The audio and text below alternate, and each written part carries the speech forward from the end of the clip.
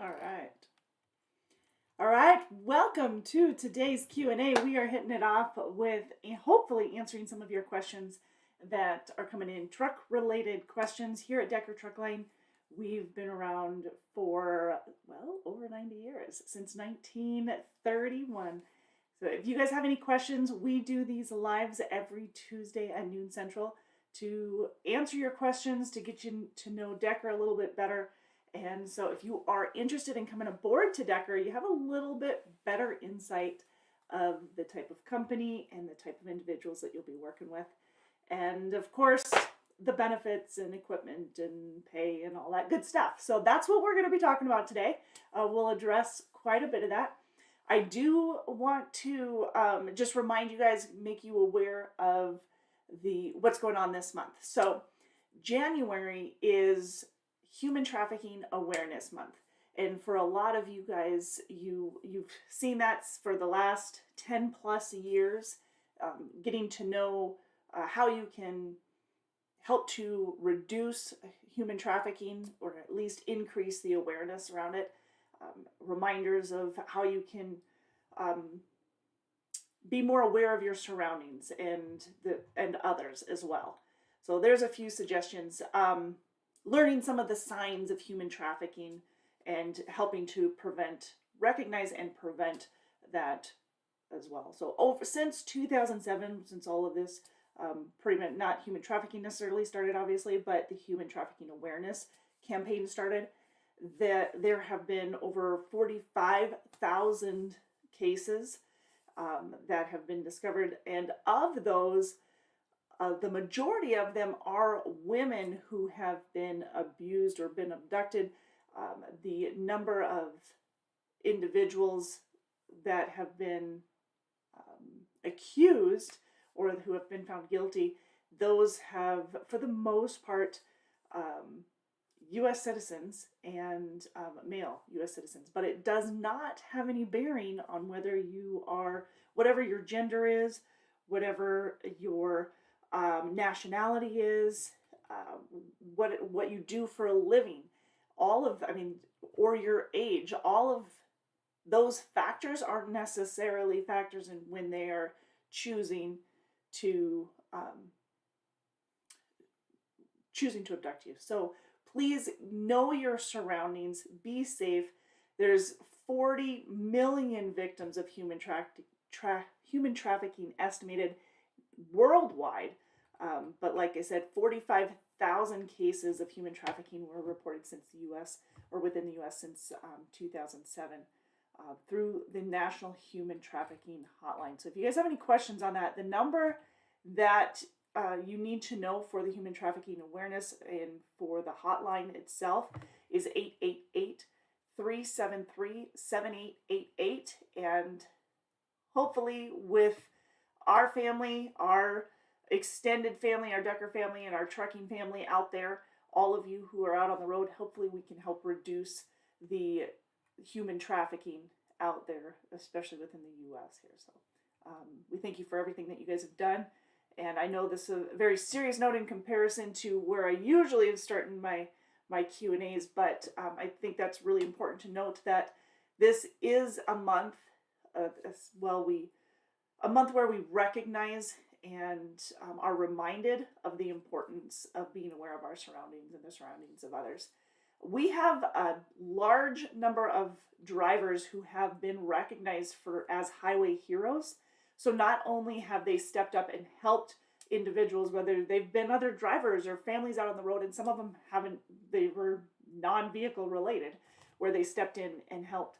But we have had some drivers who've become highway angels because they've recognized the surroundings, their surroundings, and the surroundings of others, and they've saved other individuals out on the road, whether it's actually not always out on the road. Sometimes it's in a nearby, it wasn't a Home Depot, I was trying to think of Morales, but they stop and resuscitate individuals. We've had drivers who have helped put out fires, literally, many times, helping to change a tire, helping to save a life of loved ones who are looking to end. So thank you for all of our professional drivers who have stepped up and gone over and above to take care of others out there and knowing the awareness. So I do want to say that right out of the gate. Good morning to some of you. It is morning my time, so it's still okay to say. But for those of you in central Montana, good afternoon, and towards the east, good afternoon. You guys have a great day. Brandon says you guys have loads up around the PAN New York area. Brandon, we do have some. We don't do a lot in the upper northeast. So New England states, I would say more around Albany or Buffalo, probably a little bit more in the New York area. Sometimes New Jersey, yes. Pennsylvania, yes, especially for flatbed when it comes from Pittsburgh to areas Allentown. We've got some in the refrigerated there. But yeah, we do have some loads there. If you want to give me your zip code, then I can give you a little bit better idea. But we don't have a plethora of loads up in the Northeast because we don't run a whole lot in the Northeast. We do a lot in the Midwest. We're real heavy in the Midwest. We are strong in the West, especially the Northwest, Washington, Idaho, Western Montana or parts of Montana, Northern Oregon. Utah's real busy for us. What else? Colorado is a good area. Denver especially, more specifically. And then, like I said, areas of the Midwest. So you go up and down the Midwest from Iowa, Illinois, Indiana, Texas, Oklahoma, Minnesota, if I didn't say that, Wisconsin. Those are all really strong areas for us for the refrigerated division. We've got, and the flatbed, actually really strong areas, both refrigerated and flatbed. The West is going to be more refrigerated driven for us. Towards the east, towards the southeast, we've got quite a bit of flatbed.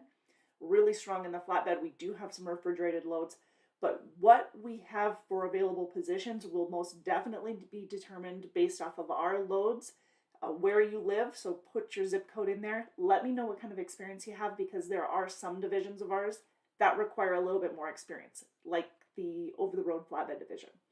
That one requires 6 months of flatbed experience or a year of tractor trailer experience, and then we can train for flatbed if that's what you're looking to get into. But again, availability is just based off of your area, what we have available, who all we have in the area, to make sure we have a great balance to get you home when you need to, and of course provide the loads to get you in and out of the house and through and all that good stuff. So Amy made it. Hey Amy, how are you? And Katie's here. Hello from Fort Dodge. Big Mike's Life says team pay. Team pay. Yes, we do have team availability. It does depend, again, where you live because of some of our running lanes. We filled a couple of the team positions here in the last couple of months that were more dedicated. So the ones that we have right now are more over the road, where you'd be out 3-4 weeks at a time. Again, it depends on where you live and what we can make work. But it is refrigerated. It starts with a base of 60 cents a mile. So the bottom line is 60 cents a mile. That's split to the truck. So it's 25 per driver. And that's going to be on all the miles. So whether driver A or driver B drove them, it's split to the truck and just evenly split. So 10 cents per mile is per diem, which means 5 cents a piece is per diem. So you've got 25 cents that's taxed for each individual on all miles. And then the other 5 cents is not taxed per mile. But that's just the base, because the more miles you guys run as a team, the more pay you get per mile. Just know on a weekly basis, obviously because they have to be calculated to give you those like stair steps, on a weekly basis, that's when you're going to get the 60 cents per mile to the truck. Every single week, pays out every Friday, direct deposit. You get your paperwork in by Sunday. That is important. Please make sure you do that. Sunday night by 10 p.m. But that's where your first stair step is. Or the baseline, I should say. It's 60 cents per mile. Now, if you run between 12 and 14,000 miles a month, you're going to go up to an extra 2 cents a mile. Again, split a penny per mile on each. If you go between 12 and 14,000 miles for total for the month. So again, your weekly pay is every single week. Duh. Okay, so you've got weekly pay, but at the end of the month, that's where I was going with that. At the end of the month, your miles will be calculated, and whatever that lump amount of miles, or what you average for what you ran for the miles for the month, not average, but what you ran, that will be calculated. That will be calculating your additional mileage bonus as a team. So if you ran between 12 and 14,000 miles a month, it's an extra 2 cents a mile, an extra 4 cents a mile if you ran between 14 to 16,000 miles for the month. 16 to 18 is going to be an extra 6 cents a mile, and everything over 18,000 miles for the month total for the team is going to be an extra 8 cents a mile. So, so you'll be at 68 cents a mile.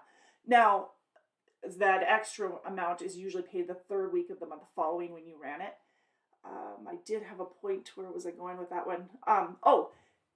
Those are our stair steps, but know that the majority of our teams, unless you're just running super solo miles, the majority of our teams are running well over 20,000 miles a month. You're looking at about 23 to 25,000 miles a month on average. We've got, definitely with our dedicated, they're running like 26,000 a month. So yeah, the miles are there for the teams. But like I said, the available positions currently, right as of right now, January 10th, 2023, are not dedicated. They are over the road. So 3 to 4 weeks out at a time is what you can expect. So there's a long answer for you, but hopefully it was detailed enough that you have a good understanding. In addition to that bonus, we have our scorecard bonus. We have our safety bonus. So the scorecard's an extra 5 cents a mile. That's going to be based off of the individual's driving record. Okay, your individual scorecard, not your team scorecard, your individual. So 5 cents a mile on all the miles that you ran versus 5 cents a mile, or up to 5 cents a mile, I should say, between the safety and the scorecard bonus for your team member. So those are going to be calculated based off of you as an individual. And then there's other bonuses. We have a $5,000 sign-on bonus that's paid out as well. That's an accelerated sign-on bonus though. So you'll get to the team, it goes as the individual as well, but since we're talking team right now, to the team, it's going to be $5,000, $2,500 a piece, and it's going to pay $1,250, so split that as well, $625 per quarter. So the first year, you're going to get every quarter, you'll get a payment. And any miles over 25,000 for the quarter, which like I said, you should be averaging well over 20,000 for the month, right around 25,000 or so for the month. So you'll be over that right away as a team, and you'll get that extra 5 cents a mile. This is for the first year because it's part of that accelerated sign-on bonus. You'll get that extra 5 cents a mile on all the miles over 25,000 for the quarter. So there you have that. So you've got the mileage bonus, you've got the sign-on bonus, you've got your scorecard, and you've got your safety bonus. So do we have enough yet? Because if you missed last week, we talked a lot about the referral bonus, because that's another big paying bonus for a lot of our drivers. Big pain. Actually, we had 68 drivers who referred bonuses last year, who received bonuses last year based off of the referral bonus. And we announced Sonny Henry was the winner of our referral program, which titles him the referral grand champion for 2022. And he earned a total of $11,000 based off of his hires. That's just in referral bonuses.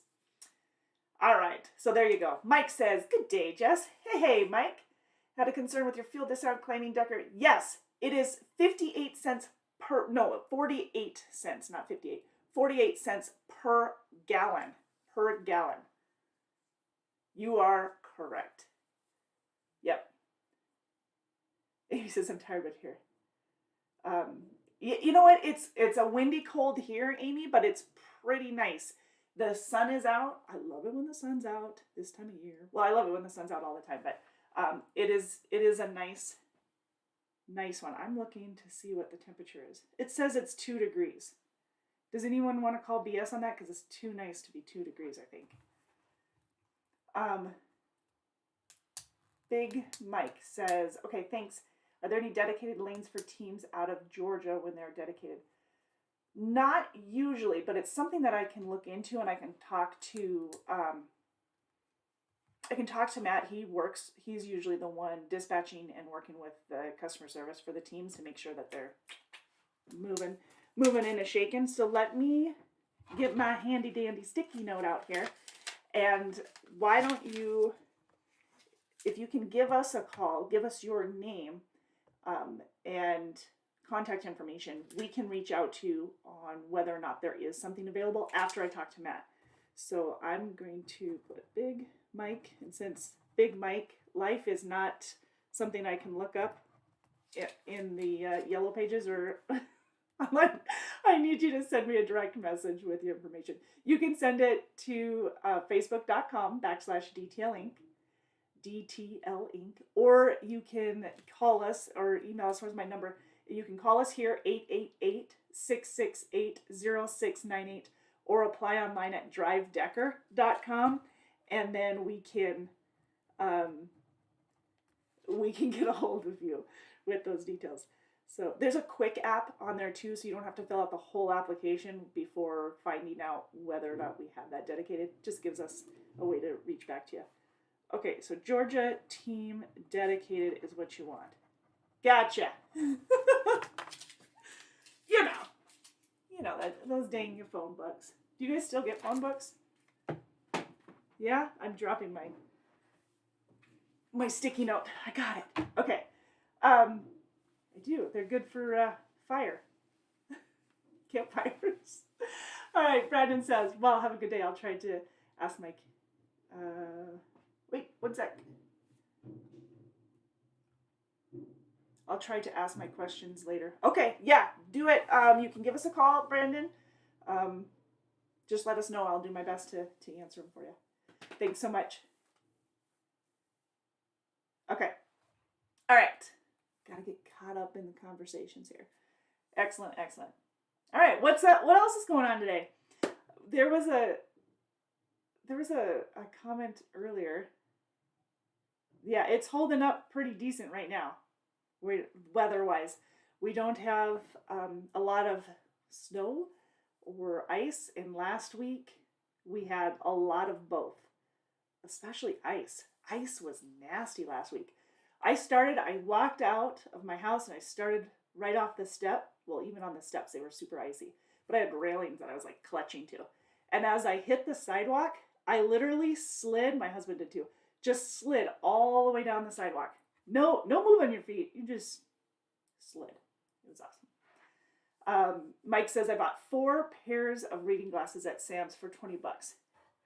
I got mine dirt cheap too. Mine aren't reading glasses. Mine are the blue light glasses. But I got mine cheap too. And look at the multiple colors I have. And what's the 441 on the podcast I talked to? Oh, we have, so Amy, good question. We do have a couple of podcasts that we are working on. It is more of a juggling act, I should say, when, I don't know if that's really the right phrase to say, but it has been a little bit more of a juggling act when it comes to time, and Katie is working with Darren to get their times to align so that they can record those podcasts for us. But we do have a couple of them already lined up, and I think we're working on another recording here very soon. This was actually a topic we brought up just the other day. So yes, they are in the works, but they are, as you can see, they're no longer weekly podcasts for those of you who are asking, because Darren went over the road. Has it been a year since Darren went over the road? So he went back over the road. He was in the office for several years and he decided to go back, make some money, more money over the road. And because he was driving part-time for us while he was working in the office, but now he's full-time driving, enjoying life. Yeah.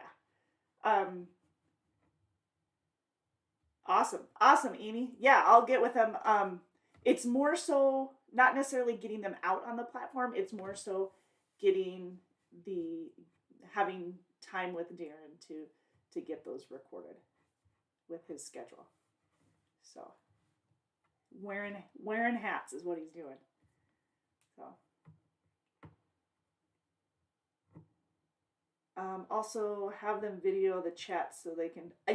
That is more of a comfort level for the people um, that we're interviewing. But I also agree with that. I would love to be able to video the chats too. Maybe we can just get video of Darren putting up with him. But he always says he has a face for radio. That's a phrase he says all the time. That and keep the sunny side up. I can't say that because he gets mad when I say that because that's his phrase. Maybe not mad, but too funny. Too funny, too funny. Speaking of phrases, do you guys know that coming up this Friday is Friday the 13th for all of you people who love scary movies and that kind of stuff. But that's not where I was going with that. This Friday is National Rubber Ducky Day. I love that. National Rubber Ducky Day. And we'll be posting, of course, on social media about it. So if you guys have your own little rubber ducky, make sure you have a picture ready to attach to it. But it is National Rubber Ducky Day. I want to ask you guys a question because I was I was typing things up here for the post, and the research that I found was inconsistent. So you tell me, when and where did the phrase rubber ducky come into play? All right, that's what I want to know. When and where? Because this is what I found out. But this is what I've so far found out. And like I said, it's inconsistent. There's one story that says rubber ducky is the front of a convoy. So they're the leader in the convoy. And they're usually the most experienced. So that's one theory or story, okay? Another story is the phrase rubber ducky. I've got a couple. The phrase rubber ducky came from a driver named Billy Bob. Okay, so the funny thing is, one story was with a driver named Bubba, and one story was with a driver named Billy Bob. I doubt either one of them are true.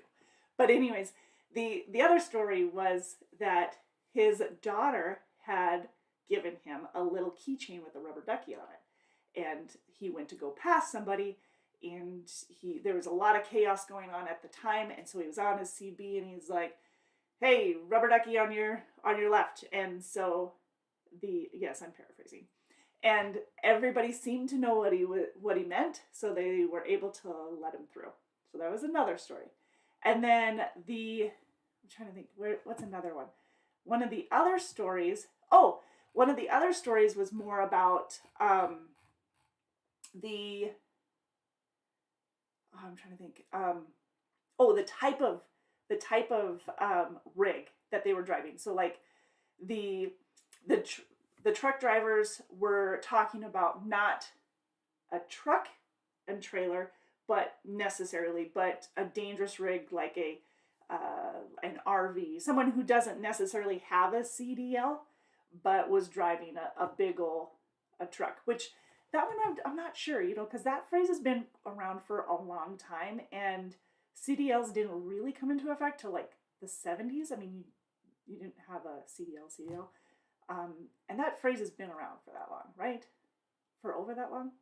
But anyways, due to the size and the differences and sometimes drivers not paying attention, the truck drivers would call them rubber duckies. Again, this is a story. I'm not sure how legit it is, but I would love to know where the phrase rubber ducky truly came from. So campers, RVs, things like that, supposedly were called rubber duckies because they were odd looking and they were always like in the way. And so it's more kind of like an endearing phrase, they said. Anyways, does anybody know? I want to know the answer to this. I would love to know that. All right, Aim, I'll let them know. Mike says, if anyone wants a good laugh, a trucker posted all the stupid things he did on a trucking TikTok, but it's clueless why he got fired. Simply common sense violations. Oh dear, I see some of those and I think, oh man. Mike says convoy. So that's the convoy, huh? I know the song Convoy, but the phrase rubber ducky was before that, right? It was well before that, I thought. Oh, the one trucker in Convoy had an actual duck for a hood ornament. Not sure if it was Chris Christopherson's truck. That one, it was Chris Christopherson that had the rubber ducky um, on his truck. I'm almost positive it was because he was Rubber Duck. Yeah, that's, yeah. But that's not where it originated, was it? I thought it was before that. I thought the song was like mimicking it. I don't know, but I really want to know it. Yeah, he was Rubber Ducky. Yep. According to the websites that I brought. And shame on me because Darren would throw things at me if he knew that I didn't watch the movie Convoy.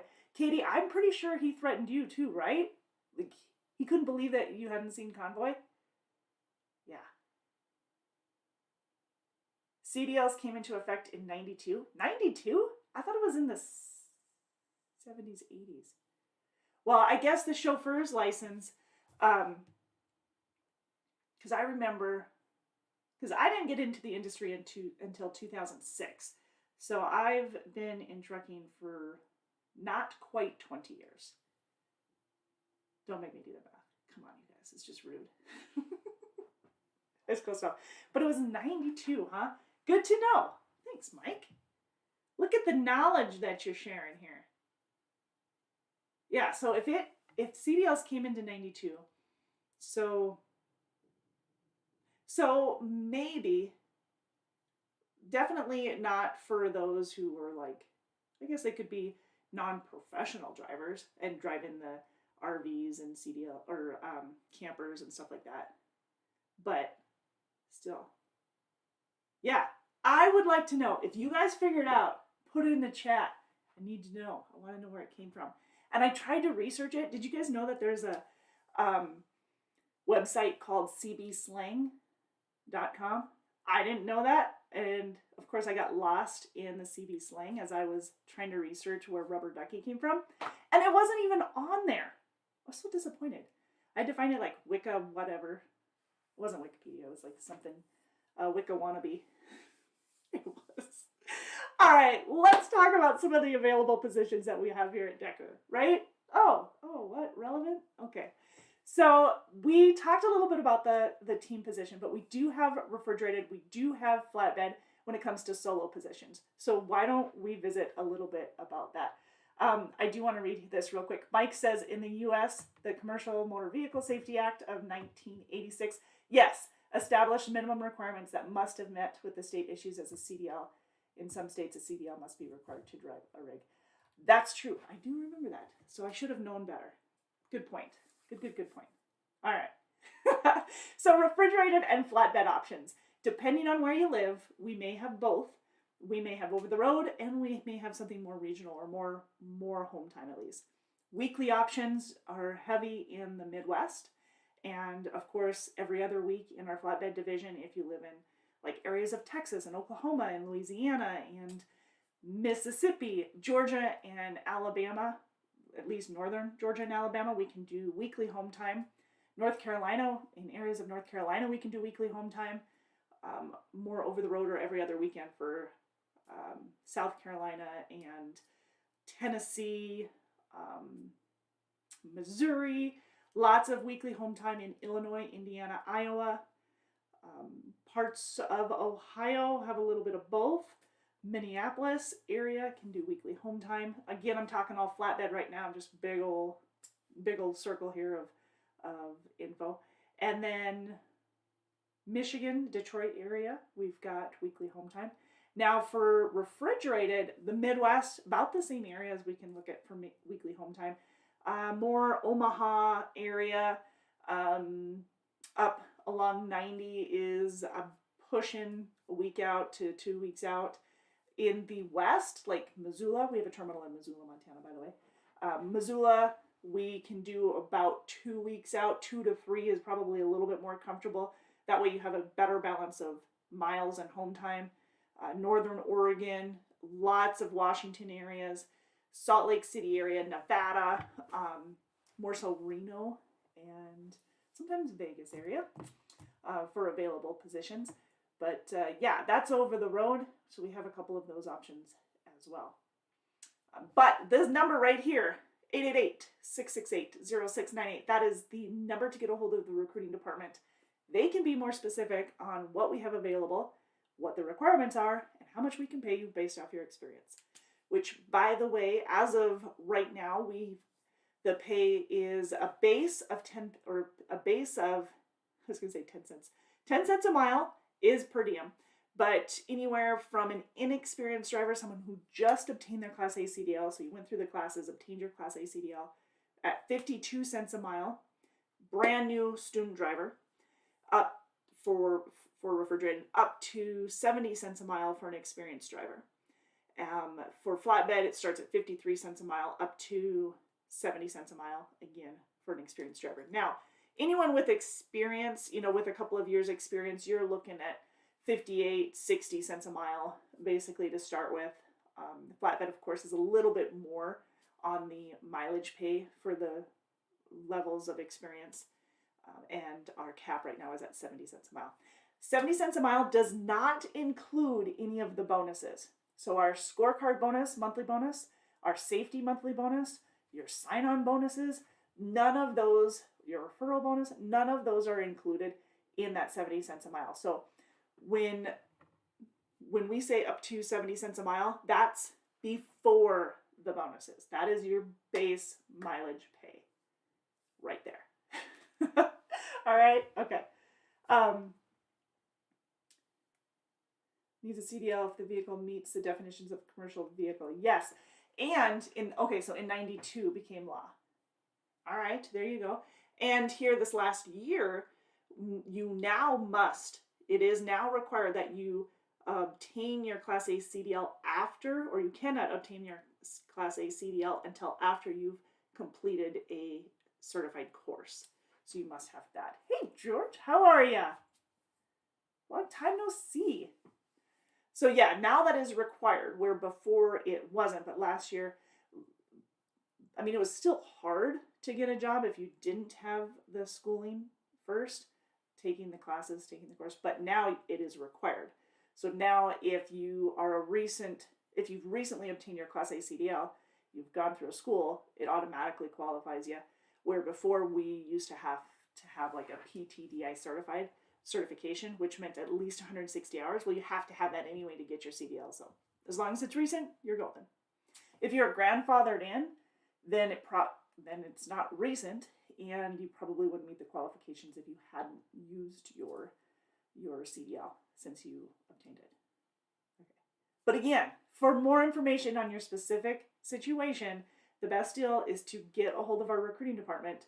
That's what they're there for, to answer your questions and make sure that we can get you pre-qualified. At least you have a good understanding of qualifications. Speaking of qualifications, in order to qualify, you must have a valid Class A CDL. One question that I've been getting quite a bit is if we hire overseas. We don't hire overseas. If you have a Class A CDL, a valid Class A CDL, and you've had a U.S. driver's license for at least 3 years, then all right. But we don't have any positions overseas. We're here in the U.S. So we're going to address that question right now. That's the starting point. You must be at least 21 years of age. So technically that's the starting point. Must be at least 21 years of age, have a valid Class A CDL, no major moving violations, preventable moving violations, obviously and preventable accidents, DOT recordable accidents in the last 3 years. So if you have a following too close, or if you have a careless or reckless or erratic lane change, all of those are major moving violations. A DUI or DWI, major moving violations. Those have to be at the very least 3 years old. If it was in a commercial vehicle, the DUI, DWI, something like that, that has to be at the very least 5 years old.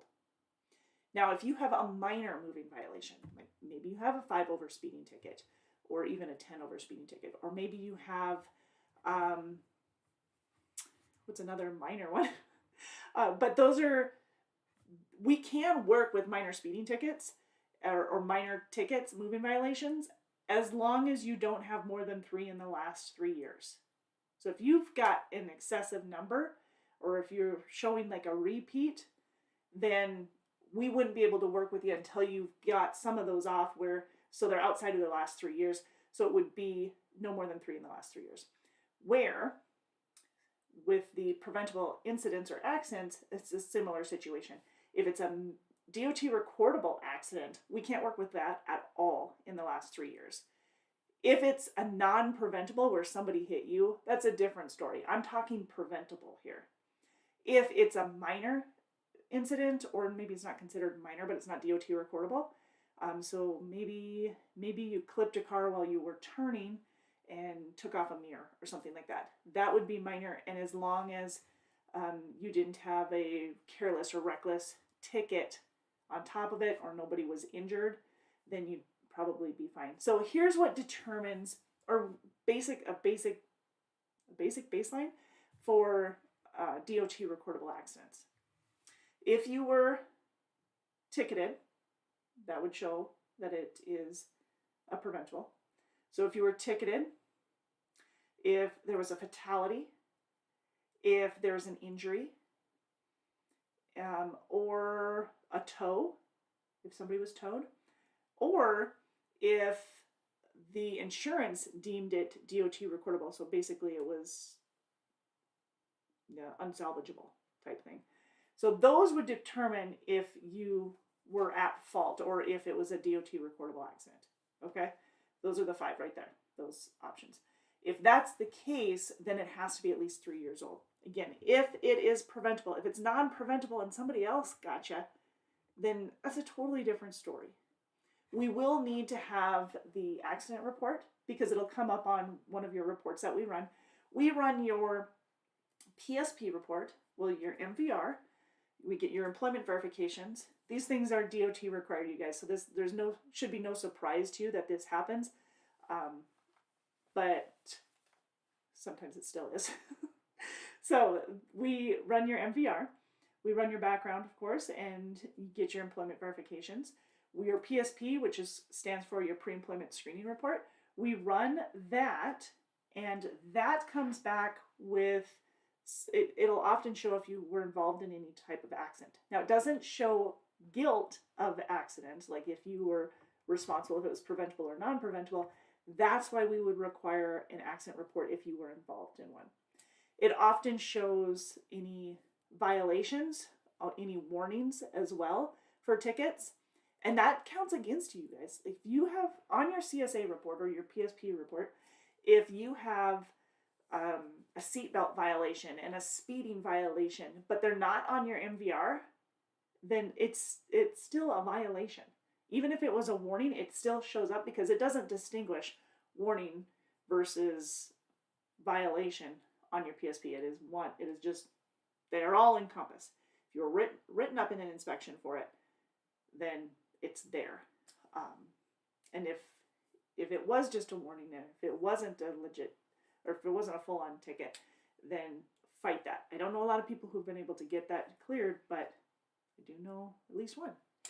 So keep that in mind. If you have the same speeding ticket on your MVR as your PSP, then it's just going to count as one. But if it's not on your MVR, that doesn't mean that it won't show up on your PSP report. And a lot of drivers, well, fewer now, but a lot of drivers don't know that they can have access to their PSP report. They don't even know that it's out there, but you can. It's your CSA. You can have access to it. If you go to SaferWeb, you can request a copy for yourself. Yeah, George said speeding in a construction zone is a big one, huge one. The number of accidents in construction zone accidents is huge. Injuries, fatalities in construction zones. No surprise that's why the tickets in the area are double, at least double actually, because some are even more than that. Yeah. What else? What else can I tell you for qualifications? Tractor trailer experience. For those of you who are not looking to go with a trainer, you do need to have tractor trailer experience and a minimum of 5 months to avoid going with a trainer. Now, if you have like 3 or 4 months of experience, you'd probably still go with a trainer for a week or two just to make sure that you've got the rhythm, you understand our customers. I mean, you still don't have a ton of experience. I do recognize that you have some experience, but we'd still like to have you go with a trainer for a couple of weeks to familiarize yourself with our customers, with the lanes that we travel in and whatnot. That's if you have 3 to 4 months experience. If you have over 5 months of experience, then you're probably not going to go with a trainer. You'll have your road test, of course, first to make sure that you meet the qualifications that you. But other than that, what's your hiring age? 21. Our hiring age is 21 years of age. Mm-hmm. Yep. 21 because we go multiple state, interstate, not intra. Yep. All right, excellent. What else can I tell you? Qualification. Oh, training.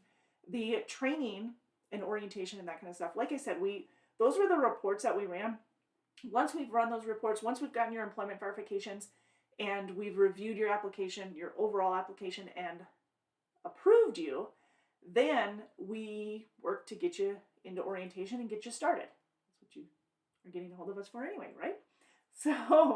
So you will, if you have a valid recent physical, then we can use that as long as it's not older than 6 months and as long as it's good for at least another 6 months. We can use that physical. If it's older than 6 months, then we'll do a new one. And we can do that before you get here. Actually, it's preferred because our orientation is only 3 days long. There's a lot of information in those 3 days and it's really valuable information, you guys. I'm excited to share the information that we have in orientation, although it'd take me 3 days to go through it, right? But we've really compact a lot of that for you guys so that you are able to retain it, but you also have the resources. If you couldn't remember, like, oh, I know we went through this in orientation. What is it again? Don't worry, you've got resources for, documents. You've got individuals you can reach out to help you as well. But anyways, orientation's 3 days long. We'll have you do your physical, the drug test, the urinalysis ahead of time. And then you have your online orientation, which is more of a video followed by a couple of questions. So that it's back and forth, video questions, as you go through all of the different, what's the word, chapters? All of the different areas of the orientation. And then, so we have safety areas. We have, of course, the basic DOT information, and then operational questions, fueling department questions as well. So those are all not only just questions, but informative as well as providing the questions.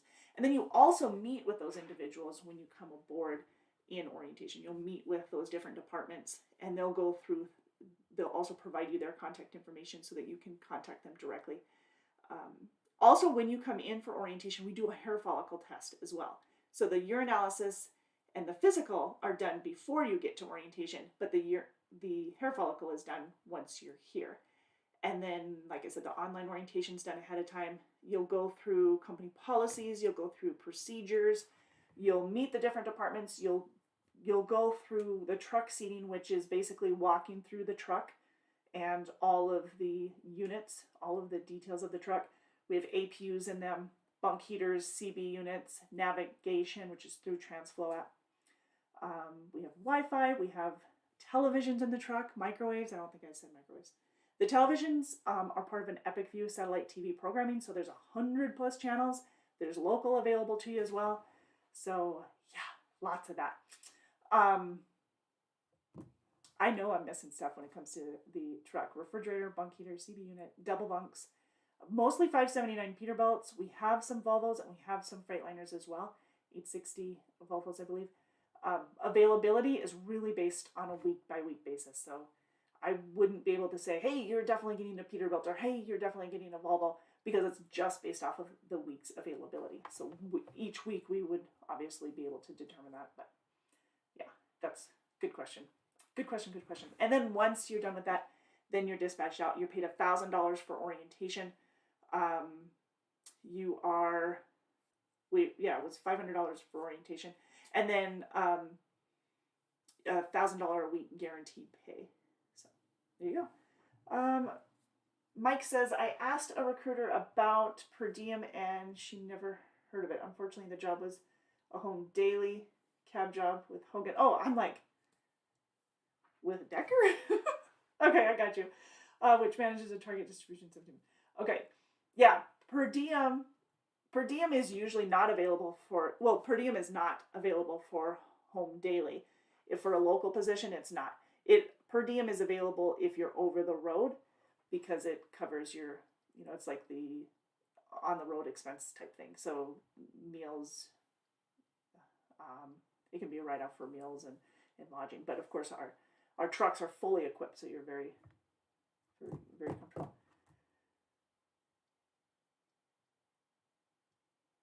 Yeah.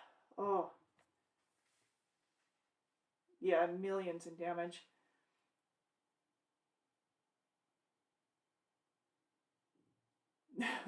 Yes, another requirement is you must be able to read, write, and speak English, because the signs are all in English. Our driver managers are all English speaking. So yes, that is another requirement. Being able to communicate with our DMs and some of our other departments as well, because we use the TransFlow system. So good point. Yep. Okay.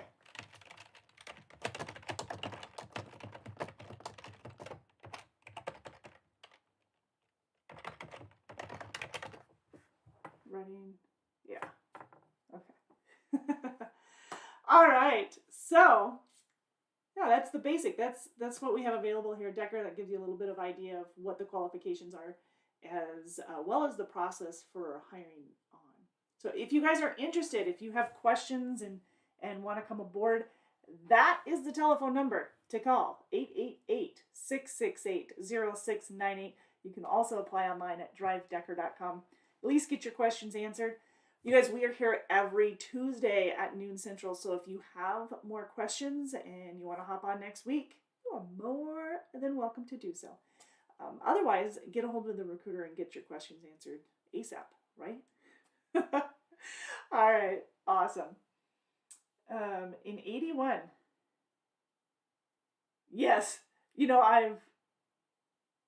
I've heard quite a bit of drivers who had some major speeding tickets on a motorcycle. Yep, different kind of driving for them, right? They like to go fast. Not just truck drivers, but obviously those were the records, the MVRs that I was seeing as a recruiter. Yep. Thankfully, you're all right. And that it was just a speeding ticket and nothing more, right? Oh, an accident. But must have not been too bad of an accident, huh? One trucking accident. I'm combining all of that into one. I apologize, Mike. One trucking accident, but many speeding tickets. On the motorcycle. All right, fair enough. All right, you guys have a wonderful rest of your week. I will see you next week here on our YouTube channel. We've got a couple of videos coming out for you, addressing some lease purchase questions that we've had. So we'll be seeing those here later this week. Also, check us out on our Facebook page, because we've got some announcements coming up very soon. Tomorrow we have one, and I believe on Friday as well. So we love to see prizes and awards being given. I do. So that's what you're going to be seeing here in the next couple of days. But again, we are available on our Facebook Messenger as well as through the chat here. So if you have more questions, get a hold of us. Be happy to answer the questions. And of course, get a hold of our recruiting department at 888-668-0698. You guys have an awesome rest of your week. Be safe, stay warm, and we will see you next.